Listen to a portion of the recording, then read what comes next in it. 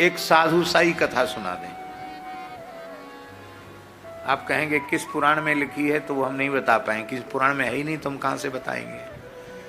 पर सधुक्कड़ी कथाएं परंपरा से प्रचलित होती। हमारे गुरुजी ने सुनाई, गुरुजी के गुरुजी, गुरुजी के गुरुजी को गुरुजी के गुरुजी ने सुनाई, उनके गुरुजी को उनके गुरुजी ने सुनाई। इस तरह से संतों में कुछ प्रसंग प्रचलित हैं। एक त्यागी तपस्वी महात्मा चित्रकूट में रहते थे। बड़ा जोर भजन करते थे, कंचन कामनी के आकर्षण से सर्वथा विमुक्त थे, अहर्निश भजन ही करते थे, परम वैराग्य पूर्ण तितिक्षा पूर्ण रहनी से रहते थे।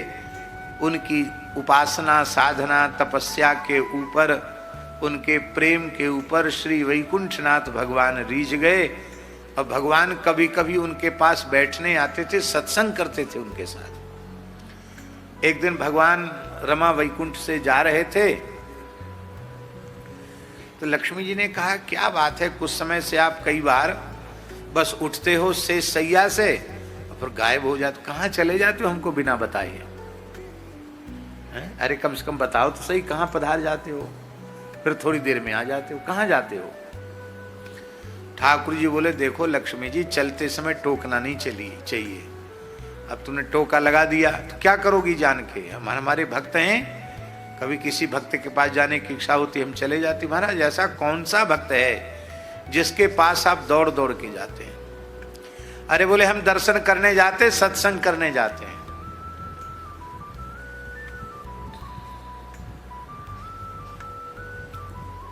कौन है वो संत? बोले चित्रकूट धाम में रहते हैं। बड़ी महिमा सुनाई भगवान ने। लक्ष्मी जी बोली, हम भी चलेंगे। भगवान बोले, बस इसलिए तो हम तुमको बिना बताए जाते थे। वो माई दाई से दूर रहने वाले महात्मा हैं। जैसी तुमको देखेंगे तुम हो लक्ष्मी, तुम्हें बड़ी ठसक है कि हमको सब मानते हैं, और वो त्यागी तपस्वी महात्मा एक लंगोटी लगाए बैठे हैं। मुझे हे माई दाई दूर हट दूर हट दूर हट दूर हट ऐसे करेंगे, तुमको गुस्सा आ जाएगा। तो तुम वहां सोचो कि अर्घपाद्य और आसन और मधुपर्क मिलेगा, ये अपेक्षा मत करना। हम भी जाते हैं, महात्मा एक टाट दे देते हैं, उसी पर हम बैठ जाते हैं। टाट पर बड़े ठाट से बैठ जाते हैं।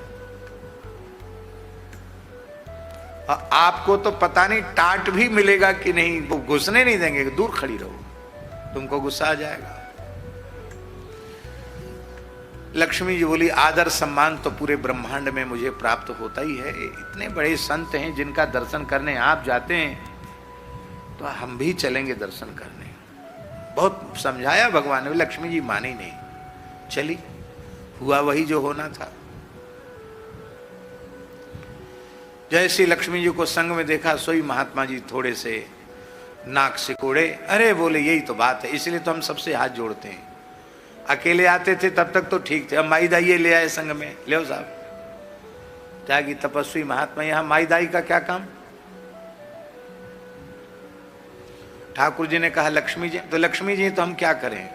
ओ माई वहीं खड़ी रहो, वहीं बैठ बैठ बैठ माई, वहीं बैठ जा। आगे आने नहीं दिया लक्ष्मी जी। एक बार भी लक्ष्मी जी की ओर आंख उठा के नहीं देखा।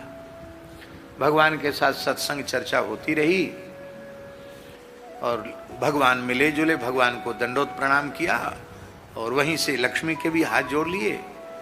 और इसके बाद ठाकुर जी गरुड़ पर बैठे, लक्ष्मी जी के साथ चले गए। लक्ष्मी जी उनकी निरपेक्षता से बहुत प्रभावित हुई। अरे बोले भाई, देवता दानव मानव सब हमारी कृपा चाहते हैं, पर भाई विलक्षण महात्मा है। धन की, संपत्ति की, ऐश्वर्य की अधिष्ठात्री लक्ष्मी की ओर भी नजर उठा के नहीं देखा। ओहो, बड़ा भारी वैराग्य। महाराज ऐसे संत की चरण रस तो वैकुंठ में पड़नी चाहिए। हम लोग गृहस्थी हैं तो खाली दूसरों को थोड़ी कहना चाहिए कि साधु सेवा धर्म हमारा। हम लोग गृहस्थी, हमारा भी साधु सेवा धर्म है।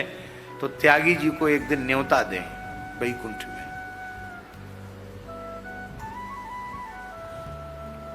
तो बोले ठीक है। देखो दूर दूर से दर्शन ठीक है, सत्संग ठीक है, न्योते के चक्कर में मत पड़ो। अरे नहीं महाराज, कैसे, न्योता तो जरूर देंगे। तो भगवान ने त्यागी जी को कहा, आपका निमंत्रण है। कहां? वैकुंठ में। और कहां? तो बोले वैसे तो जब से हमने घर छोड़ा, साधु बने हैं, तब से किसी गृहस्थी के घर में आज तक हम गए नहीं। और आप तो मेरे इष्ट हैं, मेरे आराध्य हैं, और आप आज्ञा कर रहे हैं, तो जैसी आपकी आज्ञा। पर हम पहुंचेंगे कैसे? भगवान बोले वाहन उपस्थित हो जाएगा, गरुड़ जी को भेज देंगे, गरुड़ जी आपको आराम से पीठ पर बिठा के ले आए। गरुड़ जी आए, बता दिया संत ने कि इतने बजे तक हमारा पाठ पूजा हवन सब हो जाता है, 24 घंटे में एक बार प्रसाद पाते हैं। वो भी कंदमूल फल कुछ मिल गया तो ठीक है, नहीं तो मंदाकिनी का जल पी लेते हैं। कंदमूल फल भी हमेशा थोड़ी मिलते हैं, नहीं मिले तो नहीं मिले, जैसी आराम। तो ठीक है, एक समय पाना है, कुछ भी पाना है। समय से त्यागी जी पहुंच गए। भगवान ने बड़े आव भगत की, आओ महाराज, अर्घपाद्य सब निवेदित किया, आसन पर बिठाया। लक्ष्मी जी ने अपने हाथ से रसोई बनाई, किसी दूसरे को छूने नहीं दिया। और बढ़िया खीर, मालपुआ, गुलाब जामुन और हलवा, पूड़ी, कचौड़ी, जलेबी, इमरती और जाने क्या क्या, ये तो सब बनाया सो बनाया। बढ़िया कढ़ी, भात, ये सब भी बना, फुल्का, दाल। ये देखते ही त्यागी जी फिर बिगड़ गए। अरे हमारा बैराग्य इतना कच्चा है कि हम गृहस्थी के घर की कच्ची रसोई खाएंगे? हम तो जंगल में रहते ही कंदमूल फल पाते हैं, और तुम गृहस्थी आदमी माई दाई के हाथ की कच्ची रसोई। आप कहेंगे ऐसा होता है? हाँ, पुराने महात्मा ऐसे होते। ब्रज में भी प्रायः बैरागी रामानंद संप्रदाय के साधु गांव में ब्रज में कहीं रहते तो चुटकी आटा मांगकर अपने हाथ से बनाते पाते, और हमारे अन्य जो संत हैं वो मधुकरी मांग करके निर्वाह कर लेते हैं। विशेषकर गौड़ीय परंपरा के संत तो मधुकरी मांग लेते हैं, क्योंकि महाप्रभु जी की यही आज्ञा है। पर थोड़ा आचार विचार और ठाकुर जी के भोग का आग्रह होने के कारण अपने जो साधु हैं वो चुटकी आटा मांग लेते हैं, अपने हाथ से बनाए, ठाकुर जी को भोग धराए, पाए। बोले ये सब हम नहीं पाएंगे। तो ठाकुर जी ने कहा कि पक्की पक्की पालो। अरे बोले इसमें कच्ची पक्की का खत्म हो गया। एक ही थाल में कच्ची पक्की एक साथ पधरा दी तो अब सब कच्चा ही हो गया, अब हम कुछ नहीं खाएंगे। हाँ, ऐसे हम अड़िया खड़िया साधु थोड़ी, हम टकसाली महात्मा हैं। तो महाराज भूखे जाओगे? नहीं, कुछ फलमनिया करके ले आओ, भोग लगा के ले आओ, तुलसी से पधरा के लाओ। कुछ नहीं पाए, लक्ष्मी जी के हाथ को बना फलमनिया करके पाए। लक्ष्मी जी को तो होठ फड़कने लगे, बड़ा विचित्र महात्मा, बड़ी आफत मोल ले ली यहाँ न्योता देके। बोले देखो मैंने अपने हाथ से बड़े परिश्रम से बनाया है, और रोज हमको ही भोग लगा के पाते हो, आप यहाँ ज्यादा त्याग बैराग्य छांट रहे हो। प्रेम से पालो जो हमने बनाया है। बोले देखो हम दुनियादारी की सुनते नहीं है, हम महात्मा हैं, हम नहीं सुनेंगे तुम्हारी।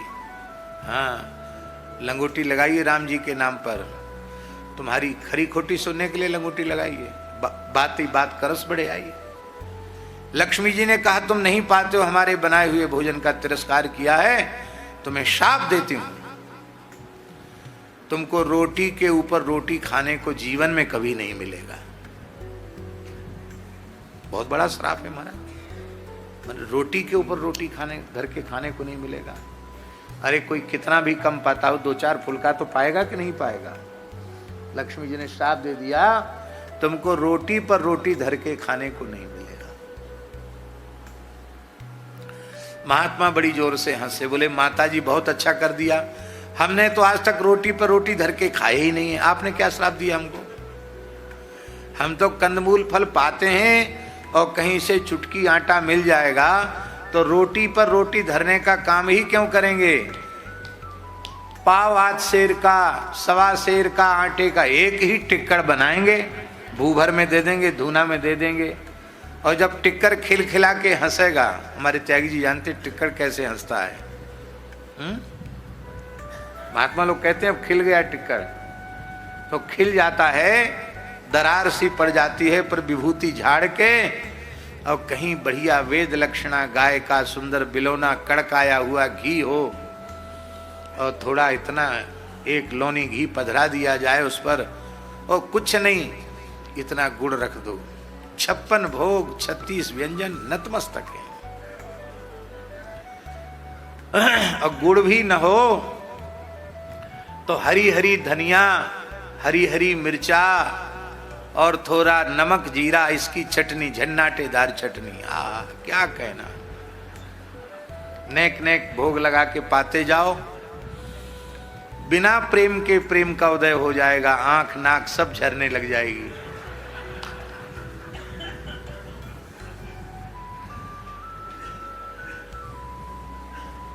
अरे टिक्कड़ का स्वाद भी बड़ा अद्भुत होता है, और महात्माओं के हाथ का तो क्या कहना।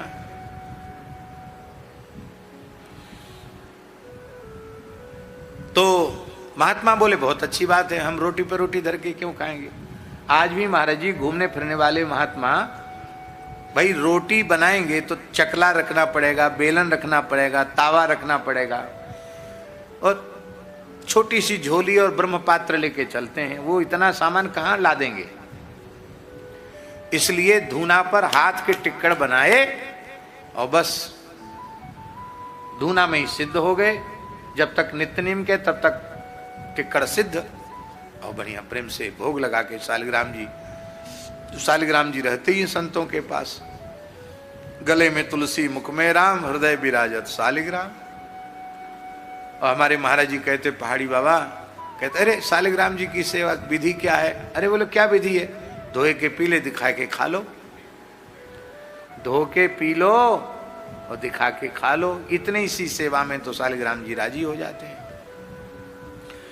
तो बोले हमको तो कुछ नहीं, आपने हमारा कुछ नहीं बिगाड़ा, हम रोटी पर रोटी धर के क्यों खाएंगे, हम तो एक ही टिक्कड़ धूना में सिद्ध करके पा लिया करेंगे। पर हमको भजन नियम छुड़ाया, चित्रकूट धाम छुड़ाया, और यहाँ तक बुलवाया, और हमको श्राप दे रही हो। कान खोलकर सुन लो, बड़ी ठसक में हो कि हम लक्ष्मी जी हैं, लक्ष्मी जी हैं।